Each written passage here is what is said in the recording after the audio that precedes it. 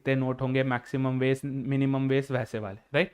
So we will not be doing the set. मैं आपको एक सेट एज एन एग्जांपल दिखा रहा हूँ.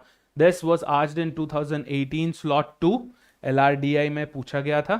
This is based on encryption decryption, जो कि है coding decoding. According to coding scheme, the sentence peacock is designated as the national bird of India. ये एक सेंटेंस है, ठीक है. इसका कोड हमें दे रखा है दिस, ये इसका कोड है, ठीक है. अब हमें कॉमन टर्म्स ढूंढ के कोड निकालना है, कौन सा लेटर कौन से कोड पे है या कौन सा कोड कौन से लेटर पे है, right. The clues are given. We will not be solving this set यहाँ पे, क्योंकि we will be doing it when we are doing previous year question, but this was as an example, ठीक है.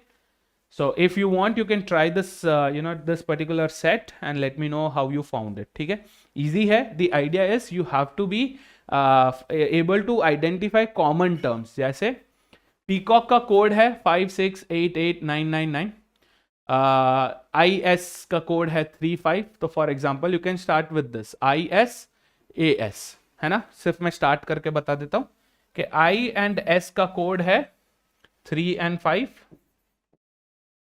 Same way A and S का code है 5 and 6. तो इसका क्या मतलब हुआ, इसका क्या मतलब हुआ कि कॉमन दोनों में लेटर्स कौन से हैं, S. सो कॉमन नंबर्स कौन से हैं, 5. This basically means S takes up the code 5, है ना. ऐसे आपको करके you have to do this and answer the entire thing. यहाँ पे एक हिंट है, क्या है कि each letter has a unique code which has a single digit. हमारे लेटर्स हैं 26, there are 26 letters, A to Z there are 26 letters, ठीक है. बट ये क्या बोल रहे हैं, ये 26 लेटर्स को सिर्फ 9 तक किया है, 1 से लेके 9 तक, 9 डिजिट्स में स्प्लिट किया है. So it has to be what, that each digit, each number has more than 1 letters assign to it. And वो क्लू यहां पे भी दे दिया है. The digit 9 codes 2 letters, every other digit codes 3 letters. इसका क्या मतलब है, 1 का 3 होगा, कोई 3 लेटर्स होंगे. जैसे 5 का S है ना, 5 का एक लेटर S है, 2 और लेटर होंगे जो इसमें असाइन हो सकते हैं.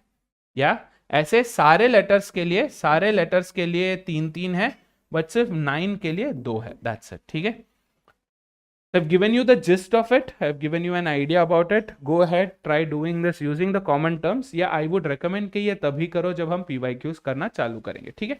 So with this, we are done with puzzles और caselets. आज हमने देखा quant based and we just had a gist of miscellaneous, ठीक है. Please do not forget to solve the DPPs. Yes, अगर आपके पास कोई भी questions है, queries है, comments में लगाओ. I'll be more than happy to help you out. All the very best, guys. Cheers.